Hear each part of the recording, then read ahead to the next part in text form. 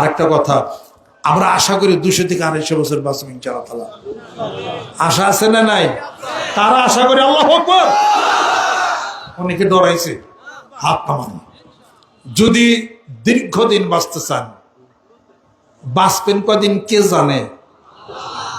ওই যে সূরা লুকমান শেষের দিকে পড়ে দেন, ইন্নাল্লাহা ইনদাহু ইলমুস সাওয়া ইয়ানজিলু গায়সা ওয়া মা ফিল আরহাম ওয়া মা তাদরি নাফসুন মাযা তাকসিবু গাদান ওয়া মা তাদরি নাফসুন বিআইয়ি আরদিন তামুত ইন্নাল্লাহা আলিমুন খাবীর।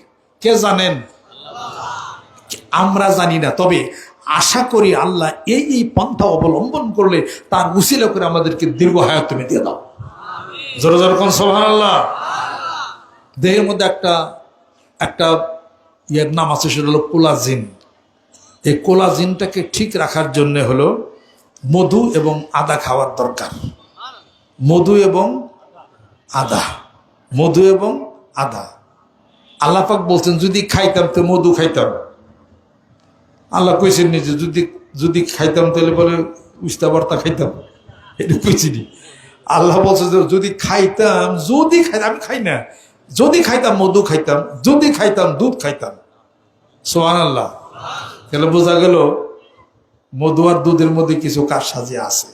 সূরা নহল আল্লাহ পাক নাযিল করেছেন, আহ রাব্বুকা ইলান নাহলি আন ইত্তাখিযি মিনাল জিবালি বুয়ুতান ওয়া মিনাশ শাজারি মিম্মা ইয়ারিশুন।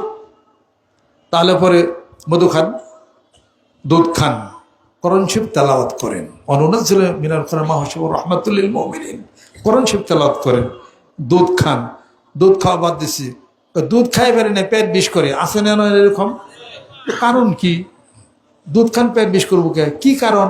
কারণ আমার কন্যা একটু শুই না যাই। মার পেটের থেকে জন্মগ্রহণ পরে 2 বছর মার বুকের দুধ খাইছেন না, তখন পেট বিষ করে না? তখন করে কে? কারণ কি? দুধ খাওয়ার সিস্টেম জানেন না, অথবা দুধে ভেজাল। সিস্টেম জানেন না অথবা দুধে ভেজাল, দুটা যে কোনো একটা। এই দুধ খাবেন হলো শরীরের রক্তের যতটুকু তাপ, এটা তো অনেকেই জানি না আমরা। হালকা যে টেম্পারেচার, শরীর রক্তের টেম্পারেচারে দুধ খাইতে হবে, এবং দুধের মধ্যে অল্প কিছু মিষ্টি মিশাইতে হবে। সেটা হলো চিনি নাকি? না, মধু না। মধু মিশাইলে পরে মধু মিশালে কৃমি হয়। এই দুধের মধ্যে মিশাবেন একটু আখের গুড়, অথবা সৈনিকের লাল চিনি আছে যে সৈনিকরা খায়, মিলিটারির লাল চিনি খায়, ওই একটু চিনি মিশিয়ে হালকা উষুম গরম দুধ খাবেন। ঘন দুধ খাবেন না, ঘন দুধের মধ্যে হলো কোলেস্টেরল, পাতলা দুধে ক্যালসিয়াম। সুবহানাল্লাহ। কেমনে খাবেন তাও আমরা জানি না। চুইসা খাইবেন। বাচ্চা পোলার মায়ের বুকের দুধ চুইসা খায়, আপনি দুধের কাপ নিয়ে ডক ডক করে গিলা খান, এর লেগে তো পেট বিষ করে আপনার। এর লেগে তো কেস তো ধরা পড়ছে। 1 কেজি করে দুধ খাবেন, পেট বিষ করবে না। রাত্রিতে নাক্সবম 30 হোমিও ওষুধ খাবেন। সুবহানাল্লাহ।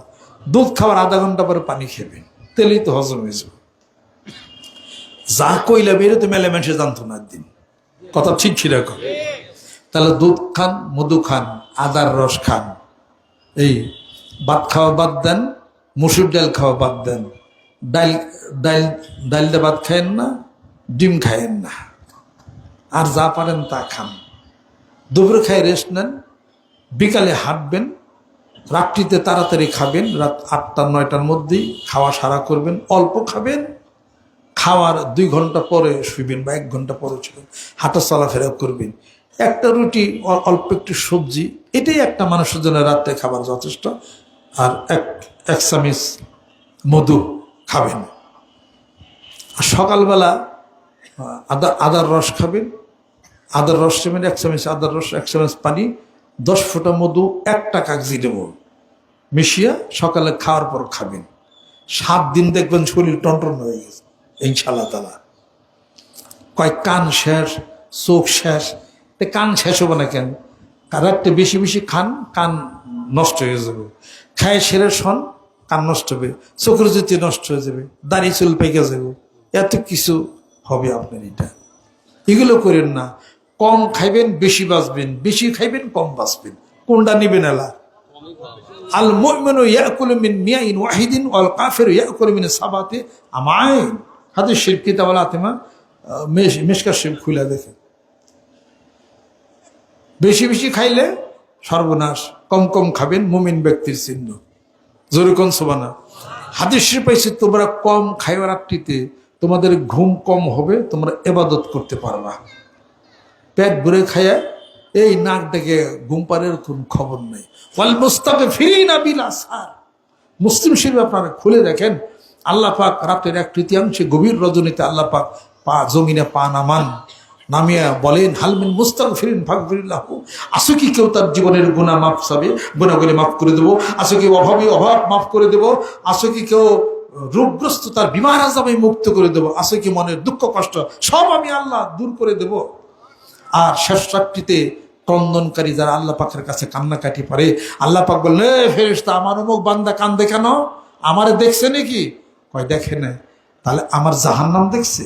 তাও দেখে না। আমার বেহেশতও দেখছে? তাও তো দেখে না। কয় তাহলে আমার ভয় আমার ভালোবাসায় কান্দে। ফেরেশতারা যাও, আমি আল্লাহ তাদেরকে মাফ করে দিলাম। মুসলিম শরীফ খুলে দেখেন আপনারা। আল্লাহুম্মা ইন্না আলাইয়া হুকুকান কাসীরান ফিমা বাইনি ওয়া বাইনিক। হে আল্লাহ, তোমার সাথে আমার সাথে অনেক দেনা পাওনা ছিল, কিন্তু তুমি যা কিছু আমার দায়িত্ব কর্তব্য সব তুমি পালন করেছো।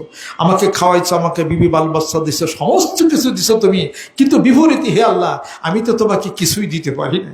আমি তো একবার সুবহানাল্লাহ বলছি, একবার নামাজ পড়ছি, আমার জীবনের সমস্ত গুনাহগুলো তুমি মাফ করে দাও।